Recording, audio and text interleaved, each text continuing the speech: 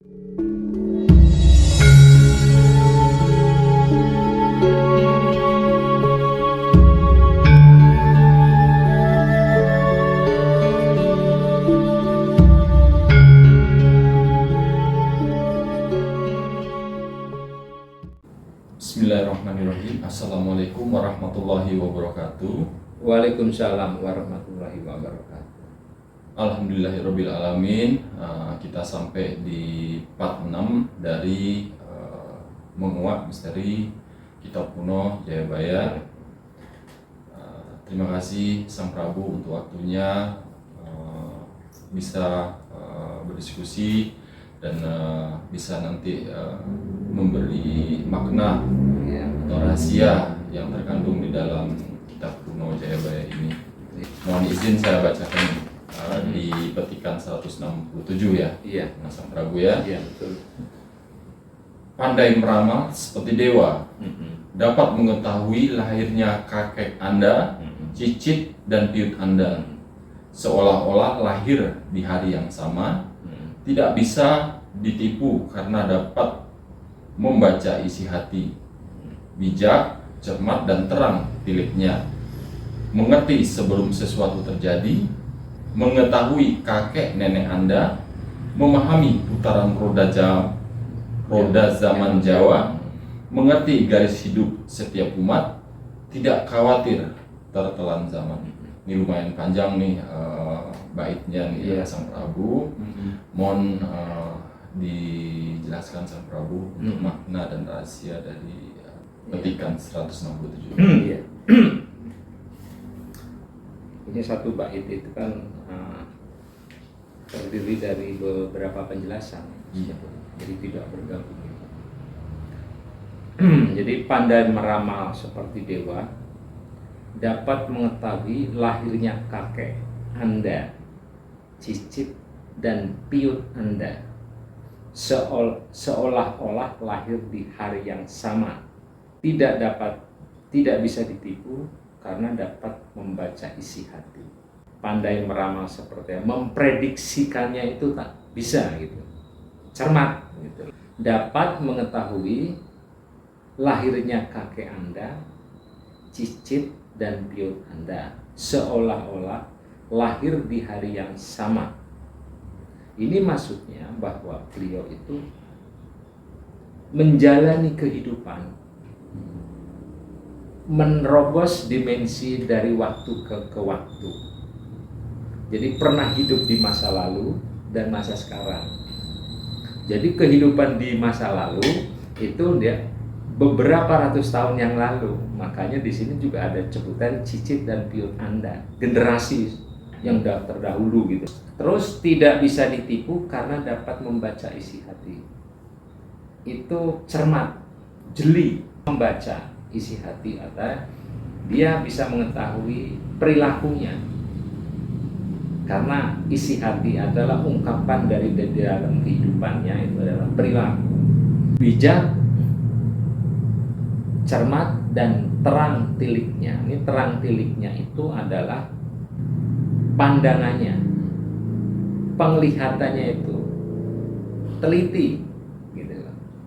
Mengerti sebelum sesuatu terjadi, dalam arti sebelum terjadi sesuatu terjadi, beliau sudah mengetahui pandangnya, daya penglihatannya tajam, makanya sebelum sesuatu dia bisa menyetop. Kalau dilanjutkan, itu akan menjadi bahaya. Bila beliau itu menjadi seorang pemimpin, bawahannya yang menjalankan itu jangan dilakukan. Ini dapat membawa risiko terhadap kehidupan rakyat, seperti itu. Mengetahui kakek nenek Anda, memahami putaran roda zaman Jawa. Ini yang dimaksud adalah mengetahui para pejuang kita dan memahami perjalanan roda zaman sampai sekarang gitu. Jadi ibaratnya pahlawan-pahlawan kita lah. Kalau di atas tuh mengenai leluhur, kalau yang di atas sebutannya tuh lahirnya kakek Anda, cicit dan piut Anda, itu mengenai masalah yang jauh lebih hidup dahulu. Nah, kalau yang ini adalah masuknya bukan leluhur, ibaratnya itu para pejuang memahami putaran roda zaman. Ini ada lagi bahasanya mengerti garis hidup setiap umat. Nah, mengerti garis hidup setiap umat bahwa beliau ini kalau analisa saya, dia memahami karena dia mempelajari ilmu rohani yang menembus dimensi di masa lalu dan masa yang akan datang. Gitu. Melalui perjalanan spiritual itulah. Terus tidak khawatir tertelan zaman. Itu maksudnya adalah ajarannya yang disampaikan itu tidak akan tertelan zaman. Jadi masa beliau menyampaikan keilmuannya itu tidak akan tertelan zaman. Jadi ajarannya. Karena apa? Sebagai ajaran terakhir di akhir zaman ini gitu. Ya, terima kasih Sang Prabu, sangat menarik. Memang di sini saya melihat silokanya, kata-katanya memang kalau dengan olah pikir memang susah untuk dipahami, memahami tentang masa silam, istilahnya masa yang terdahulu lah, memahami masa sekarang dan memahami masa yang akan datang, kan seperti itu ya. Iya. Semua kalau saya lihat di sini memang menyangkut tentang ilmu rohani ini. Iya. Pastinya kan makhluk Allah tersebut dengan diberikan kelebihan di sini, pastinya kan Allah memberikan segala sesuatu, ada alat dan perangkatnya untuk menjalankan ini semua, kan begitu ya, Iya, iya. Sang Prabu ya. Nah ini saya tambahin lagi Iya. ya, yang disebut dewa. Dewa itu dalam arti penyebutan luas. Dewa itu bisa disebut penguasa, bisa disebut orang keramat, atau orang yang dimuliakan, orang agung, itu luas gitu loh. Bisa disebut juga pemimpin yang tertinggi, itu seperti itu.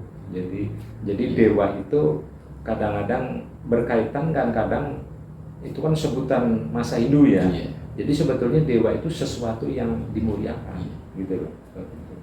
Karena memang beliau Prabu Jayabaya ini memang di semasa Hindu. Iya. Tahu beliau kan memang dewa yang Dewa.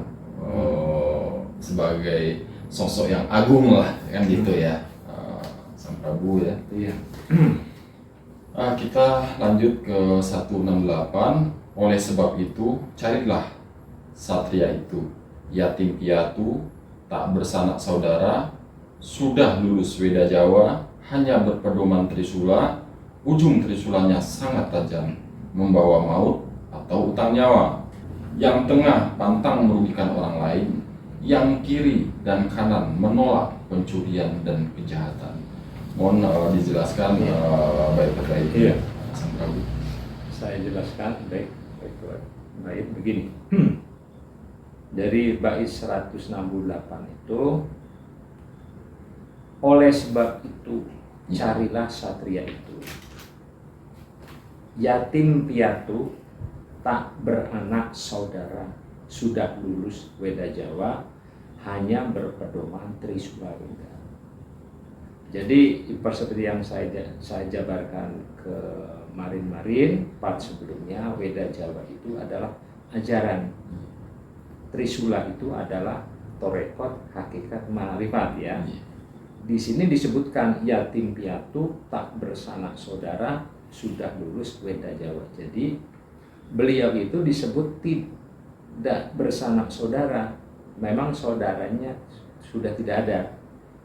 Ini bicara kehidupan masa lampau. Ini hidup sekarang itu melalui proses kehidupan kembali. Jadi menggunakan jasad baru lagi gitu loh. Jadi makanya disebutkan yatim piatu, tak bersanak saudara, sudah lulus Weda Jawa. Tapi walaupun beliau sudah ditinggalkan, tidak menjalani kehidupan yang baru, tapi masih tetap bisa berkomunikasi dengan saudaranya maupun kedua orang tuanya. Karena keilmuan rohani itulah yang bisa mengajak, bisa berkomunikasi gitu. Terus ujung trisulanya sangat tajam, ya gitu ya.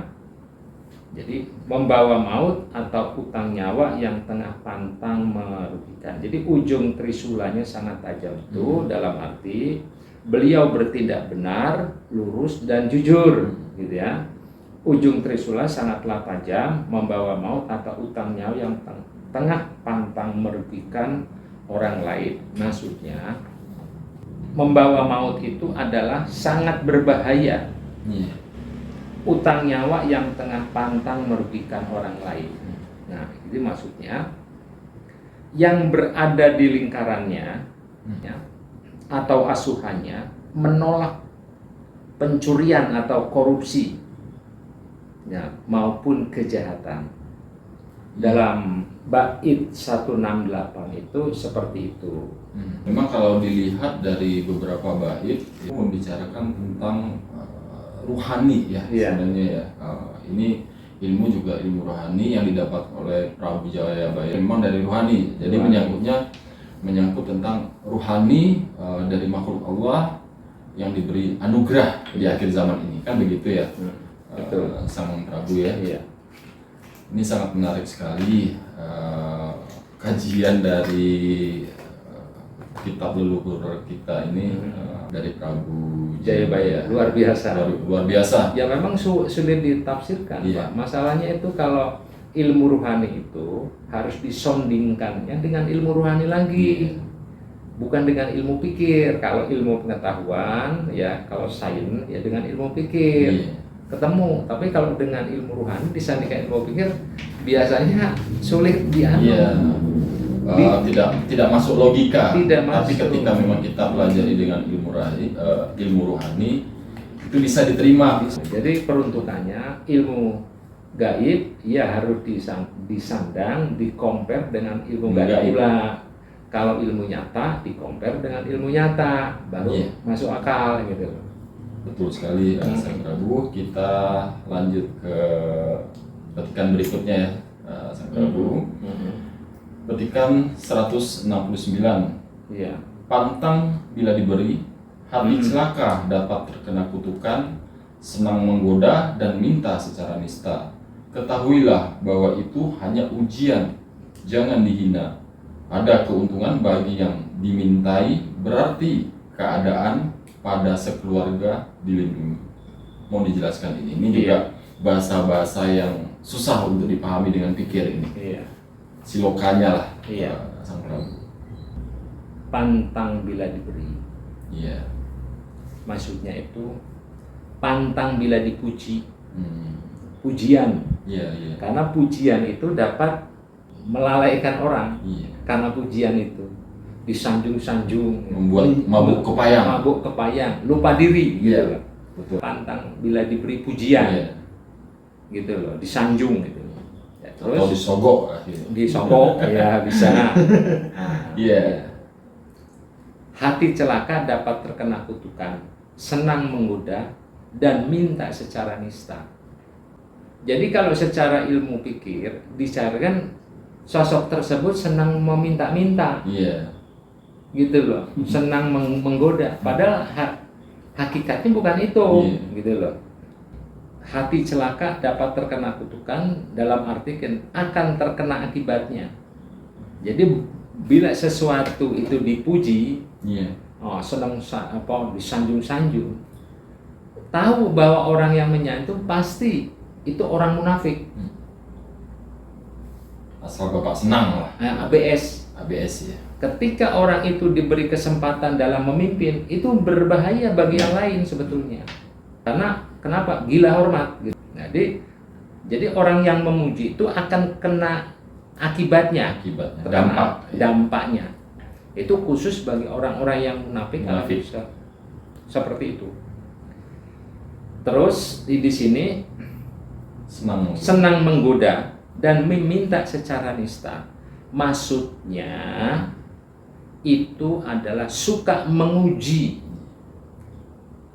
Jadi agar melakukan sesuatu kesalahan, dalam arti itu sesuatu melakukan kesalahan itu yang dilarang. Ya, seperti melakukan hal-hal kalau di dalam sistem itu korupsi, diuji, merugikan orang lain.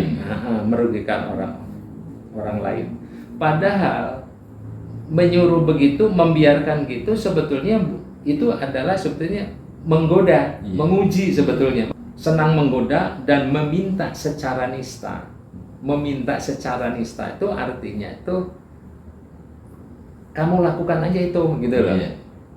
Padahal jelas yang dilakukan itu adalah melanggar. Nah, sekarang yang menjadi permasalahannya ketika begitu dia melakukan atau tidak. Tapi kalau tidak mau melakukan bahwa kerjaan itu adalah menyalahi, gitu loh, menyalahi dan merugikan rakyat, tidak dilakukan oleh dia. Karena kan orang yang pada dasarnya jujur itu tidak mau melakukan seperti itu ya, orang yang baik gitu loh. Nah, kalau orang-orang yang memang kebiasaannya buruk, ya pastilah ada kesempatan, tapi diujilah seperti itu. Nah, jadi maksudnya suka menguji agar melakukan suatu kesalahan. Nah, ketika dia jebakan itu masuk, maka selesailah gitu. Tapi bagi orang yang jujur, dia akan mendapatkan istilahnya reward. Makanya di sini dijelaskan, ketahuilah bahwa itu hanya ujian. Jangan dihina, jangan disalahkan. Ketika dia melakukan itu, ya toh, jangan disalahkan karena itu memang diuji, digoda. Ada keuntungan bagi yang dimintai, berarti keadaan Anda sekeluarga dilindungi. Ya, dilindungi, dijamin oleh negara. Karena apa? Dia adalah aparatur yang jujur, menjaga martabat, ya, memberi contoh yang lain. Pasti negara akan memberi reward, istilahnya gitu. Jadi kalau dilihat dari keterangan Sang Prabu dan dibaca dari sini, ini adalah di sebuah bentuk nanti di sistem pemerintahan ketika memang beliau atas kehendak Tuhan Yang Maha Esa itu diberi kedudukan sebagai pemimpin, kan begitu. Jadi banyak ujian buat bawahan. Iya, maksudnya ini kan diceritakan beliau yang tersebut di sini. Nah, jadi digambarkan kan nanti mungkin dia akan melakukan hal yang seperti yang dinubuatkan oleh Prabu Jayabaya itu, gitu loh. Kita lanjut ke ketikan 170 Sang Prabu.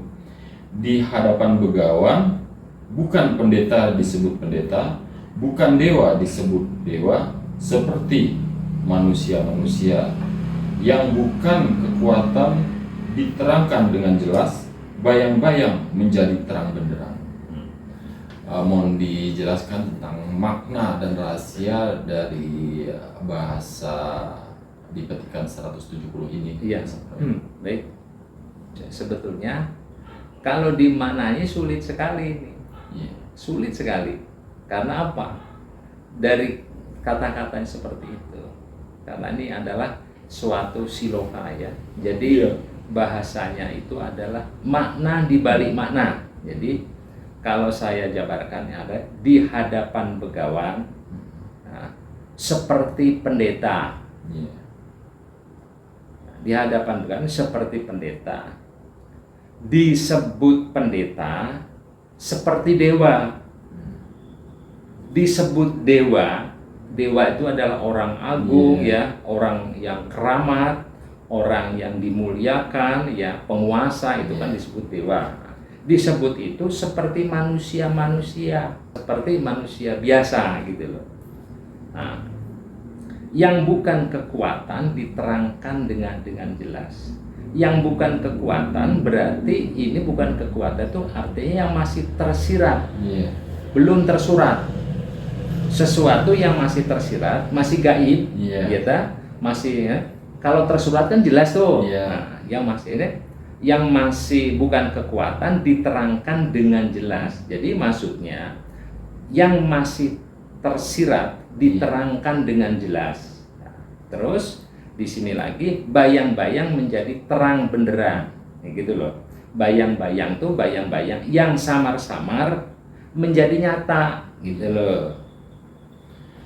Ya, terima kasih Sang Prabu. Memang kalau dilihat dari bahasanya kan memang di sini segala sesuatu diketahui yang memang tidak tersirat itu bisa dilihat dengan yang tidak tampak juga sebenarnya. Kan gitu, Sang Prabu. Karena di sini saya melihat banyak yang diceritakan tentang ilmu rohani gitu.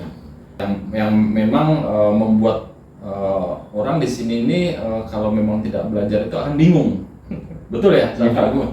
Akan bingung gitu lah. Tapi kalau kita mempelajari dengan sungguh-sungguh, insya Allah tidak bingung gitu, tidak bingung.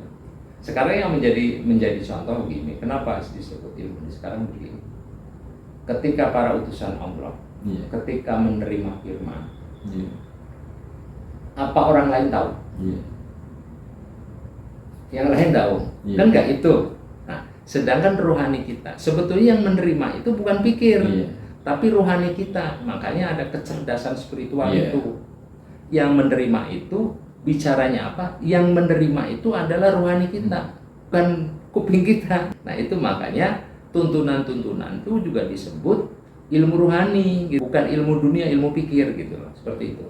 Karena sesuatu yang ada itu asalnya dari tidak ada. Tidak ada. Nah, kan begitu ya. Iya. Sebenarnya kalau kita simple untuk mempelajari itu, sebenarnya kita sebenarnya ingin selalu belajar, mendalami kan begitu ya. Iya.